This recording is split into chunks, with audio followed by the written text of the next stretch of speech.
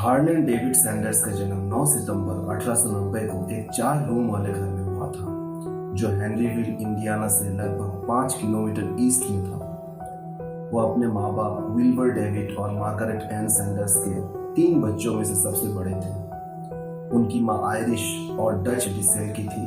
उनका परिवार Edward Christian church जाता था। सैंडर्स के पिता एक शांत और प्यार करने वाले इंसान थे। एक बार एक एक्सीडेंट के दौरान उनकी टांग टूट गई और फिर वो हेनरीविल में ही रह के एक बुचर का काम करने लगे। उनकी माँ सख्त और धार्मिक महिला थी, जो अपने बच्चों को हमेशा जुए, शराब, इन तमाम बुरी चीजों से दूर रखती थी। 1895 में सैंडर्स के पिता का देहांत हो गया। फिर उनकी माँ ने एक टोमेटो कैनरी में काम करना शुरू कर दिया। तो छोटे सैंडर को अपने भाई बहनों का ख्याल रखना पड़ता था और उनके लिए खाना बनाना पड़ता था। 1897 तक वो सिर्फ 7 साल के थे। तब तक वो अच्छे से रोटी और सब्जी बनाना सीख गए थे और मीट पकाने में भी बेहतर हो रहे थे। जब उनकी माँ दिनों तक काम में रहते थे, तब बच्चों को अपने लिए खुद से ही खाना बनाना पड़ता था। 1899 में उनकी माँ एडवर्ड पार से दूसरी शादी कर ली, लेकिन सन 1900 में वो फिर से विधवा हो गई। जब सैंडर्स सिर्फ 10 साल के थे, तब वो एक फार्म पे एक वर्कर के रूप में काम करना शुरू कर दिया। सन 1902 में उनकी माँ ने विलियम ब्रोडर से फिर से शादी कर ली, लेकिन सैंडर्स का रिश्ता अपने स्टेप फादर से काफी बुरा था।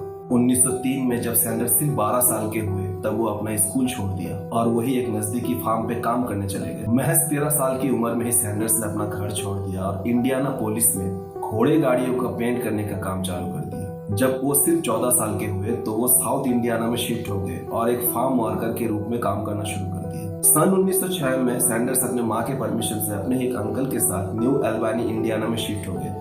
उनके अंकल एक स्ट्रीट कार कंपनी में जॉब करते थे, जहां उनके अंकल ने सैंडर्स को एक कंडक्टर की नौकरी दिलवा दी, लेकिन वो काम सैंडर्स को बिल्कुल भी पसंद नहीं आया। उसी साल सैंडर्स अपने बर्थ डेट गलत दिखाकर यूएस आर्मी में ज्वाइन कर लिया। उनकी ड्यूटी क्यूबा में थी, जहां उनको क्यूबन पैसिफिकेशन मेडल भी मिली। 1907 में ऑनरेबल डिस्चार्ज के बाद वो शेफील्ड, अलाबामा शिफ्ट हो गए, जहां उनका भाई भी रहता था। तब उनके पास कोई काम नहीं होने की वजह से उनके अंकल ने उनको एक ब्लैक स्मिथ का हेल्पर बना दिया। लेकिन सिर्फ 2 महीने के बाद ही सैंडर्स अलाबामा शिफ्ट हो गए और वहीं पे वो ट्रेन इंजिन के आसपास साफ सफाई के काम करने लगे। 16 साल की उम्र में सैंडर्स एक इंजन फायरमैन बन चुके थे और वो काम उन्होंने 3 साल तक किया। एक बार सैंडर्स अपने ही एक को-वर्कर को आग से बचाया, लेकिन उसी वजह से कंपनी ने उसको भी इनडिसिप्लिन के नाम पे निकाल दिया। ये क्या बात हुई? फिर 1909 में सैंडर्स नॉरफॉर्क और वेस्टर्न रेलवे ज्वाइन की, जहाँ पे उन्होंने जोसेफिन किंग से मिले और जोसेफिन से वो 1909 में ही शादी कर ली। उनके 3 बच्चे हुए, मार्गरेट, हार्लन जूनियर और मिल्ड्रेड। और इसी दौरान वो इलिनॉय सेंट्रल रेल रोड में फायरमैन बन गए और रात को ला साले एक्सटेंशन यूनिवर्सिटी में लॉ की पढ़ाई करने लगे। फिर वहीं पे उनको एक जॉब मिली, लेकिन एक दिन एक को-वर्कर से उनकी लड़ाई हो गई। उसी दौरान उनको वो जॉब से भी हाथ धोना पड़ा।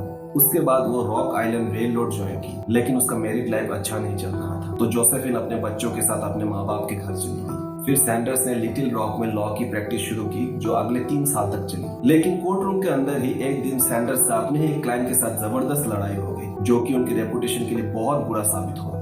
फिर उसके बाद सैंडर्स अपने माँ के पास हेनरीविल चले गए और एक लेबरर बन गए। फिर 1916 में वो जेफरसनविल चले गए और प्रूडेंशियल लाइफ इंश्योरेंस कंपनी में इंश्योरेंस बेचने का काम करने लगे। लेकिन वहां भी उनको इनडिसिप्लिन की वजह से काम से निकाल दिया गया, लेकिन सैंडर्स अपनी हिम्मत नहीं हारे। 1920 में सैंडर्स अपना एक फेरी बोट का बिजनेस चालू किया, जो ओहायो रिवर के पास था। ये बिजनेस उनके लिए काफी अच्छा साबित हुआ और वो अपने शेयर्स $22,000 में बेच दिए। ये पैसा वो एक एसिटिलीन लैम्प बनाने वाले कंपनी में इन्वेस्ट कर दिया, लेकिन वो बिजनेस भी उनका डूब गया जब डेल्को ने मार्केट में इलेक्ट्रिक लैम्प लॉन्च कर दिया। 1924 में सैंडर्स मिशेलिन टायर कंपनी में एक सेल्समैन बने, लेकिन कंपनी का न्यू जर्सी प्लांट बंद होने पर उनकी वो जॉब भी चली गई। फाइनली उनको एक अच्छा मौका मिला। उनको स्टैंडर्ड ऑयल ऑफ केंटकी का एक सर्विस स्टेशन चलाने का मौका मिला और वो भी 1930 के ग्रेट डिप्रेशन में बंद हो गया। उनकी जिंदगी में पनौती खत्म होने का नाम ही नहीं ले रही थी। फिर 1930 में शेल ऑयल कंपनी ने सैंडर्स का एक्सपीरियंस देख उनको नॉर्थ कॉर्बिन, केंटकी में अपना एक सर्विस स्टेशन चलाने का मौका दिया, जहां उन्होंने अपना फेमस फ्राइड चिकन, कंट्री हैम और स्टेक्स बेचने का काम चालू कर दिया, जो लोगों को काफी पसंद आया, क्योंकि उस टाइम के लिए ये कुछ नया आइडिया था। एक बार उनकी एक कंपटीटर मैट स्टुअर्ट के साथ उनकी एक बहुत बड़ी लड़ाई हो गई।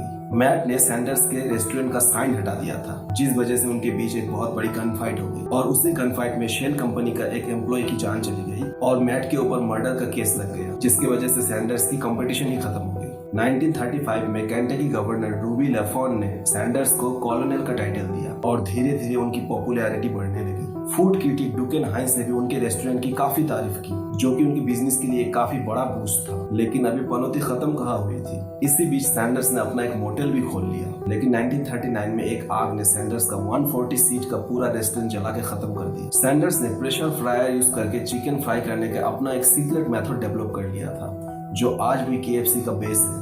वर्ल्ड वॉर 2 के टाइम पे गैस रेशनिंग की वजह से उनका एशविल मोटेल भी बंद हो गया। फिर वो सियाटल और टेनेसी में गवर्नमेंट कैफेटेरियाज चलाने लगे। 1947 में उनका जोसेफिन से डिवोर्स हो गया और 1949 में वो अपना मिस्ट्रेस क्लॉडिया लेडिंगटन प्राइस से दूसरी शादी कर ली। 1950 में उनको दूसरी बार केंटकी कॉलोनल का टाइटल मिला और ये वही टाइम था जब सैंडर्स KFC एम्पायर बनाने के बारे में सोचने लगे। 1952 में सैंडर्स ने अपने केंटकी फ्राइड चिकन का पहला फ्रेंचाइजी दिया पीट हैरमन को, जो यूटा के एक बड़े रेस्टोरेंट ऑनर थे। ये उनके लिए एक गेम चेंजर साबित हुआ। पहले साल में ही रेस्टोरेंट की सेल 3 गुनी बढ़ गई और जिसमें से 75% सेल सिर्फ फ्राइड चिकन की थी। एक साइन पेंटर डॉन एंडरसन ने इस ब्रांड का नाम केंटकी फ्राइड चिकन रखने का आइडिया लिया। जब हरमन का एक्सपेरिमेंट सक्सेसफुल रहा तो और भी रेस्टोरेंट ओनर्स ने KFC का फ्रेंचाइजी लेना स्टार्ट कर दिया। हर चिकन पीसेस पे सैंडर्स को $0.04 का मुनाफा होने लगा। सैंडर्स को लगता था उनकी नॉर्थ कॉर्बिन का रेस्टोरेंट हमेशा चलता रहेगा, लेकिन जब इंटरस्टेट 75 हाईवे बना तो उनका कस्टमर ट्रैफिक बहुत कम हो गया। ज्यादा कस्टमर ना होने की वजह से 65 के एज में उन्होंने अपना रेस्टोरेंट बेच दिया। उनके पास थोड़ी सी सेविंग्स और $105 थी सोशल सिक्योरिटी के नाम पे। लेकिन सैंडर्स रुकने वालों में से कहा थे। उन्होंने पूरा अमेरिका ट्रैवल करना स्टार्ट कर दिया,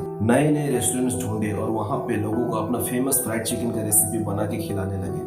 और अगर वो लोगों को पसंद आ जाता तो वहीं पे वो रेस्टोरेंट ओनर के साथ फ्रेंचाइजी का डील फिक्स कर लेते। उनका डेडिकेशन इतना ज्यादा था कि कई बार वो अपने गाड़ी के पीछे ही सो जाते थे ताकि नए नए फ्रेंचाइजीज ढूंढ सके। धीरे धीरे लोग उनको खुद से ही कांटेक्ट करने लगे और उनका नेटवर्क भी बढ़ने लगा। 1959 में सैंडर्स और उनकी वाइफ क्लोडिया ने शेविल में KFC का हेडक्वार्टर्स चालू किया। सैंडर्स रेस्टोरेंट संभालने लगे और उनकी वाइफ क्लोडिया स्पाइस मिक्स बना के शिप करती थी। इन दोनों ने मिलकर एक फास्ट फूड का एम्पायर खड़ा कर दिया। 1960 तक KFC ग्लोबली एक्सपैंड हो गया।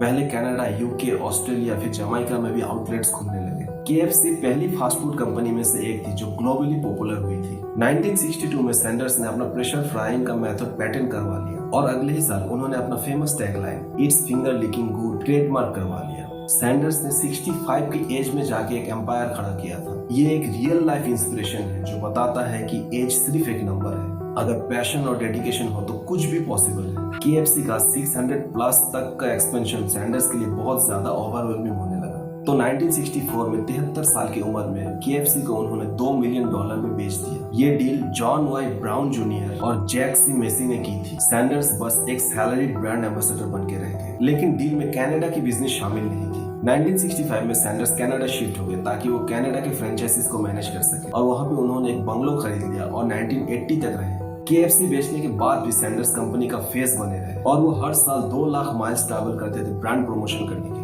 उन्होंने बहुत सारे टीवी कमर्शियल भी शूट कर लिया था, लेकिन एक प्रॉब्लम थी, सैंडर्स KFC की क्वालिटी से बिल्कुल भी खुश नहीं थे। कंपनी ने ग्रेवी का फॉर्मूला ही बदल दिया कॉस्ट कटिंग के नाम पे, जो सैंडर्स को बिल्कुल भी पसंद नहीं आया। सैंडर्स का कहना था कि पुरानी ग्रेवी इतनी अच्छी थी कि कस्टमर्स ग्रेवी के चक्कर में चिकन छोड़ देते थे। नया ग्रेवी का फॉर्मूला देख के सैंडर्स ने उसको गॉड डैम स्लोप कह दिया था। 1973 में सैंडर्स ने हुबलिन कॉर्पोरेशन, जो उस टाइम पे KFC का पेरेंट कंपनी था, उस पे केस कर दिया था क्योंकि उनका इमेज ऐसे प्रोडक्ट को प्रमोट करने के लिए यूज किया जा रहा था जो उन्होंने बनाया ही नहीं था। 1975 में हुबलिन ने भी सैंडर्स के ऊपर डिफेमेशन केस कर दिया था क्योंकि सैंडर्स ने KFC की न्यू ग्रेवी को वॉलपेपर पेस्ट कह दिया था। सैंडर्स ने कहा था ये ग्रेवी सिर्फ पानी, स्टार्च और आटे का एक मिक्सचर है जो बिल्कुल वॉलपेपर पेस्ट जैसा दिखता है। केस चलने के कुछ ही दिन बाद सैंडर्स और कंपनी ने सेटलमेंट कर लिया। KFC बेचने के बाद सैंडर्स और क्लोडिया ने शेविल में एक नया रेस्टोरेंट खोला था, क्लोडिया सैंडर्स द कॉलोनल्स लेडी के नाम पे। वहाँ पे ओरिजिनल KFC स्टाइल का चिकन सर्व किया जाता था, लेकिन KFC ने सैंडर्स के ऊपर लॉ सूट डाल दिया क्योंकि सैंडर्स अपना रेसिपी इस्तेमाल करके एक new fast food chain business start करने के बारे में सोच रहे थे।